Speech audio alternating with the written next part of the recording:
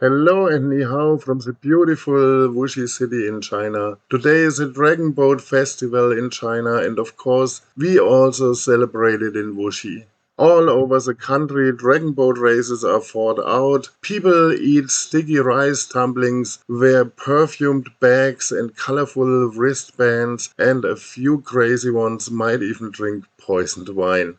In this video, I'm going to explain to you why all this happens and what it all has to do with the poet and politician Zhu Yuan, who lived more than 2000 years ago.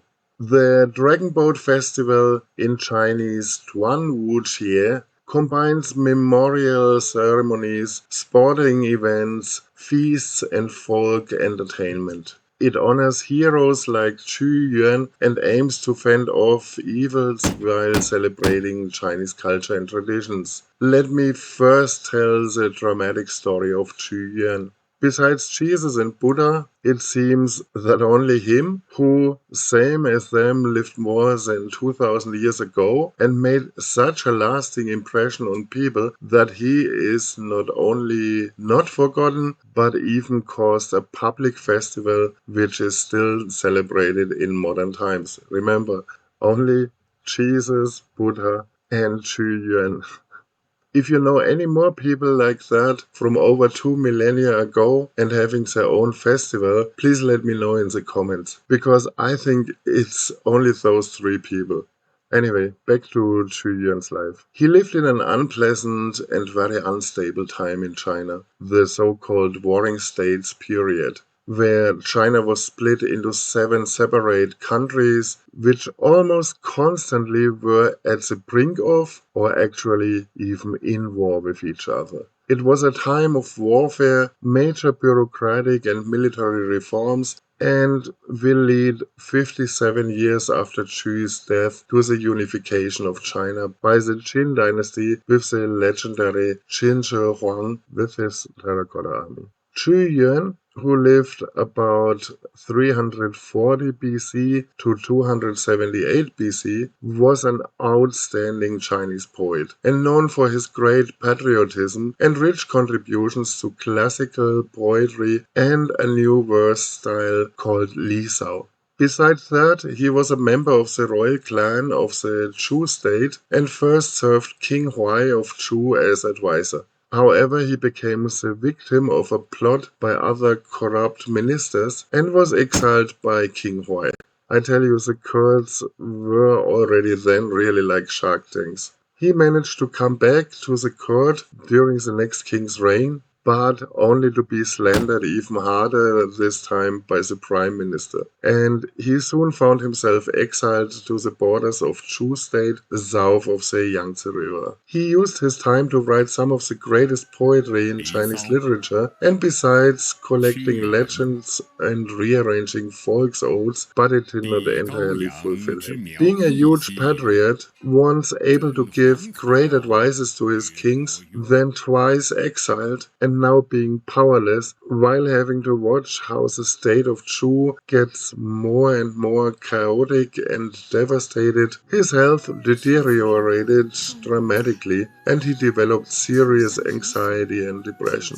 In the year 278 BC, when he got news about the Qin state having successfully captured his country's capital Ying, near today's Qingzhou city in Hubei province, it finally broke his heart and he waded into the Miluo River in today's Hunan province, carrying a big stone with him, and unfortunately he got lost there and drowned. Legend has it that when the villagers heard of what happened, they raced with their boats as quickly to the place where Zhu Yuan immersed himself in the river, but it was too late and they could not rescue or even find him anymore then. However, to protect Zhu Yuan's body from fish and evil spirits, people beat drums, splashed water with paddles and threw rice into the water.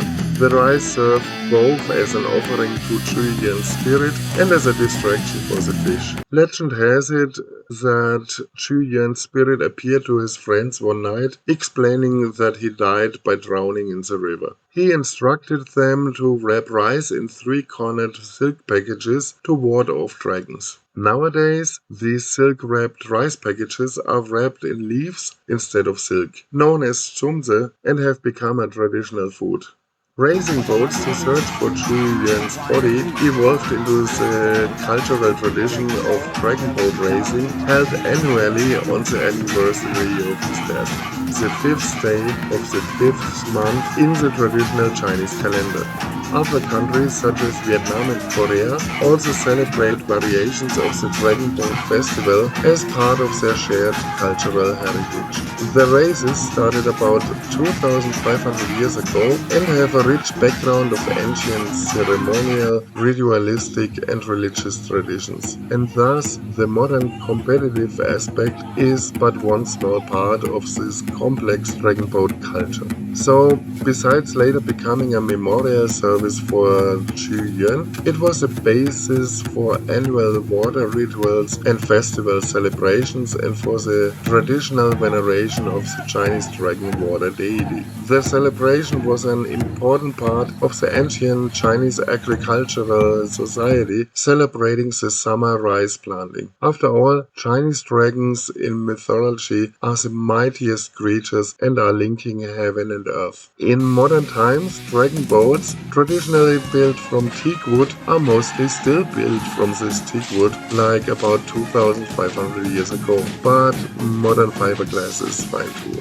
They reach considerable length of up to 90 feet or 27.4 meters, and the standard boat size has usually 18 to 20 people paddling, plus one steersman and a drummer. Mostly common races are sprints of 500 meters length, but local variations of 100 up to 2000 meters with multiple 180-degree turns are existing as well. Now, as we have seen at the reasons for the dragon boat races, the cultural heritage is quite multi-layered and colorful. Another remarkable base for the whole festival is basically the start of summer, which, due to the heat, might be quite dangerous too. Snakes are getting more active due to the temperature, all kinds of harmful insects and even harmful bacteria flourish in the hot weather. So there's some need for protection around that time. So many households hang calamus and wormwood on their door frames to ward off bad luck and diseases. These herbs are also often used for making dragon boat festival decorations and are sometimes even worn for their aromatic and health benefits. In some local traditions, the calamus and wormwood is taken off the door at noon, boiled on the stove, and this plant soup is then used for bathing the children. Lots of people will also wear 5-colored wristbands, where the 5 colors represent the 5 Chinese elements: gold, wood, water, fire and earth. In Chinese, Jing, Mu, Shui, Huo, Tu. Basically for some grounding and probably as protection from some bad ghosts. I'm not sure, but anyway, I got one as well. Back in the days, since ancient times, Chinese people sometimes used a powdered mineral called realgar, which is very poisonous and carcinogenic yellow-orange arsenic sulfide mineral, As4S4. They made a solution which has then been sprinkled around the house as a repellent against snakes and insects. It easily kills weeds, insects and rodents, and interestingly, realgar was considered by traditional Chinese medicine to be a universal antidote against poison, which therefore advocated its use for protection against diseases, snakes and evil spirits. Fun fact, it was suggested to be mixed in yellow wine, which I made an interesting video about that you can find in the video description of this video, and then drink the poisoned wine, or for children who are not old enough to drink alcohol, simply draw the sign Wang, which means king, on their foreheads with some realgar wine slurry. I'm pretty sure that nowadays only crazy people might still have one of these drinks as everyone knows about the toxicity by now. Much less harmful are perfume pouches, mostly filled with a mix of herbs. They serve as beautiful, comfortable, wearable, germ-killing items, and people wear them for good luck, enjoy the pleasant fragrance, and believe to prevent diseases with their help. Typical herbs for that would be, for example, mint, wormwood, or other herbs like even vanilla. Finally, my favorite traditional custom for the festival is eating chumse, since they are luckily not fed to the fish anymore. They are made from sticky rice and come in sweet, for example with red bean paste, salty or savory with meat or salted duck egg yolks, which is my personal favor, and even in neutral taste with fillings like water chestnuts or other nuts, which I find quite boring in taste. But hey, tastes are different. Those chumse are wrapped mostly in a special kind of bamboo leaves, sometimes also in reed or banana leaves, often depending on the region. And they're mostly steamed or boiled. Have you ever tried chumse? Or would you want to? What do you think about this quintessential festival food? Let me know in the comments. By the way, dragon boat races are held in over 89 countries and territories. Maybe you have chance to watch one live. It's definitely worth it.